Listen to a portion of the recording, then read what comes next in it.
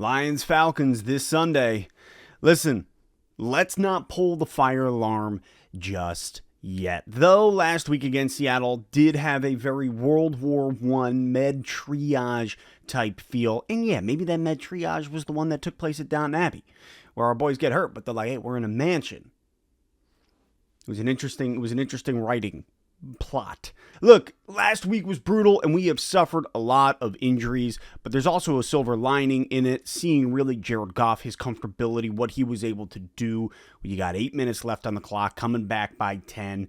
Really proud of what he was able to do, and the boys as a whole making that comeback. Yeah, we lost the game, and it was soul crushing, but here we are. Conference losses suck. We obviously saw how that played out for us last year with Seattle, and not being able to make the playoffs as wild card spot. So knowing that Atlanta is 2-0 coming into this game here, we got a lot to talk about. So let's try to break it down in a very brief manner. First and foremost, Atlanta fans, I do want to say this. I love Arthur Smith. Your coach, I think he is hilarious. I also think he is incredibly intelligent when you watch him, listen to him, see what he's doing with this squad. I like Atlanta. I like this team, especially when you guys bust out those red helmets. Let's go. Looks good. But no, I really do think that Arthur Smith has been doing a heck of a job with the Falcons and seeing the progress that this team is making. Honestly, they remind me a little bit of us in a lot of ways. So if you're an Atlanta fan and you are here, just know I respect you, respect your team, respect your coach. And I really do hope that you guys take the division in the South. I need you to lose this game, all right? First and foremost, welcome back, Jeff Okudah. Hello, darkness, my old friend. Not sure if Okudah's going to be playing. Obviously, he has that foot injury. I did see that he practiced this week, if I'm not mistaken. Looked like full practice. So gonna be bizarre to see Okudah on the other side of the field. And honestly, Okudah, I hope you play exactly the same way that you have played here in Detroit, man. That's what we are gonna be counting on if you're on the field, because man, you never quite did it for us. So let's just hope that continues forward. But hey, man, Okudah shows a lot of upside. He always did, even while he was here. He was a guy that I thought could become something great. It was a waste of a pick by Matt Patricia way too early. That was a trying to save my job pick. Meanwhile, could have had Herbert, Tua. I don't know. Either of those would have sufficed over Okudah. But here we are. Welcome back to Detroit. Gonna be interesting to see that play out if he is indeed on the field. Secondly, Atlanta's offense, big improvements over the past couple of years. Specifically, you look at their draft this year, getting Bijan Robinson. Guy is unbelievable. Some of the cuts that you see this guy making that we saw against Green Bay, Carolina, like, dude can move. He is agile. He is powerful. I mean, he is exactly what we were told he was. So it is going to be interesting seeing that Bijan Gibbs difference between the two best running backs, top two running backs coming into last year's draft. I think that's exciting. I think it's going to be a fun, obviously not matchup, but between the two, watching both of their styles on the field at the same time. We do have to be aware, Atlanta's run offense, freaking good. 5th in the NFL at this point between him and Algier. It's gonna be tough for our rush defense, which is ranked 13th overall in the NFL. So you have a 5th ranked run offense, 13th ranked run defense coming up against each other, and you gotta understand, hey man, Lions lost a couple guys to the IR. Josh Pascal, gone. IR. James Houston, gone. IR. This is going to be a big moment. Buggs has been activated. He's got to step up. Kaminsky's got to step up. It's going to be a tough battle. It's going to be very physical up front. And you got to understand, I really think Atlanta is going to run the ball all day. Because really, their pass offense ranked 22nd overall in the NFL. It's really not too impressive. Now, granted, our pass defense ranked 27th overall. So It's going to be interesting. Ritter himself, he can run with the ball. Some design plays will be interesting to see. I think we're going to watch a couple of those pan out against us. We have struggled against mobile quarterbacks. Patrick Mahomes, we were able to contain Geno Smith. He was able to move and groove a little bit. We couldn't get to him. And so if that's going to be the same with Ritter, we might be in some trouble there.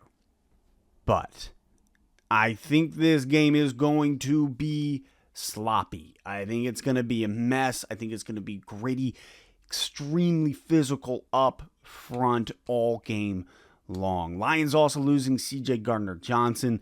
That one is a bullet to the kneecap.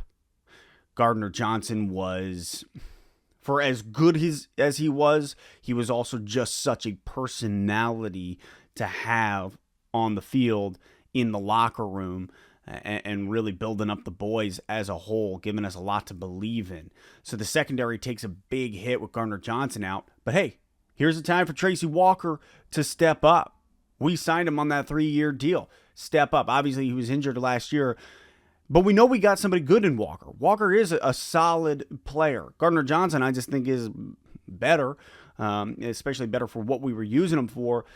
But okay, Tracy Walker, let's go. It's time. Put a stamp on your name. Be something more. Still waiting on today's injury report, but Thursdays, it's kind of got me down. In some ways, we saw some good stuff coming out of it. St. Brown and Reynolds, limited practice. Both those guys hopefully good to go for Sunday. Kerby Joseph, he was being worked out by trainers, so maybe we see him Sunday as well. That would be huge. Love Kerby Joseph. Need him out there. Then from there, guys that have been out, Thursday's report were Decker, Montgomery, Vaitai, and Mosley. Now, where it's interesting is Campbell made it clear earlier this week. He was like, listen, we know we got a short week that leads up to Green Bay after this game. So with a guy like Decker, do you throw him out there? Also, Ragnow had a veteran rest day. I just want to be clear. Veteran rest day. He should be good to go for Sunday. His toe is a nagging injury. How much longer will that man be playing? I don't know. I'm kind of worried about the long term, but he is most likely going to be out there. But this is where it comes back to Campbell being like, which guys do you rest in hopes of them being fresh for Green Bay after a 4-day rest? So maybe you don't play him against Atlanta. You keep Decker off the field so that against Atlanta, he's back out there fresh as can be, ready to go. Or do you shove him on the front lines this week? He's super injured and then can't play against Green Bay. So that is also it's a part of the mindset. It's a part of what we're trying to figure out coming into this week. We saw the direct, immediate impact of Montgomery not being in the game. Those short yardage balls, Gibbs and his skill set versus Montgomery and his. Montgomery's a bowling ball, but like a huge bowling ball. And the moment he was taken out of the game, you felt the offense, the running game sort of flatline. Craig Reynolds came in, wasn't able to establish anything. Montgomery is just a workhorse, and he got tied up on that weird tackle on the left-hand sideline, and he bruised his thigh, his knee, something like that. So if Montgomery's not in this game, rush offense might struggle big time. I think we'll struggle because Montgomery is such a potent player up front. The guy sheds tackles like nobody's business and barrels through. The moment he was gone against Seattle, you saw the impact. So no Montgomery, that's going to kill. That's going to kill us. If there is a silver lining in the whole thing, it's Jared Goff's comfortability. It's Jared Goff looking smooth, looking incredibly comfortable, smooth, and he is just operating at the QB position, at the helm, well. He is in it. We're playing again at home. You have that noise and then the quiet for our offense. He is just operating at a high level in which, I mean, people are going to point to the pick six, but was it his fault or was it the route running? Was it Gibbs? I'm just saying. When I look at Goff, I feel extremely comfortable knowing that we're in the dome at home, 1-1 against a pass defense that isn't great enough to stop our offense. Our offense is electric. If we're without Montgomery, it hurts. There is a direct effect. However, Jared Goff at the helm, I trust him. I trust the play calling of Ben Johnson. Getting Gibbs out there, might see him in a different capacity this week compared to last week. Josh Reynolds, the connection that Goff has with Reynolds is clear. Reynolds has stepped up huge in a time in which J-Mo is just non-existent. 3 weeks away, then we'll see him back. Hopefully there's something there.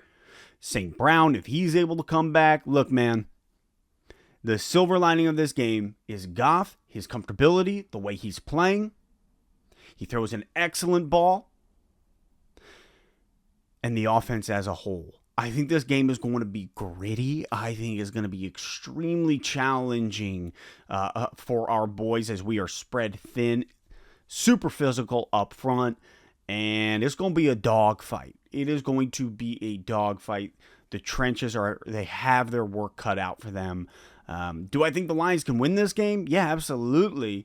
I just think it's going to be tight. You have a 2-0 Falcons team on the road. Great rushing offense.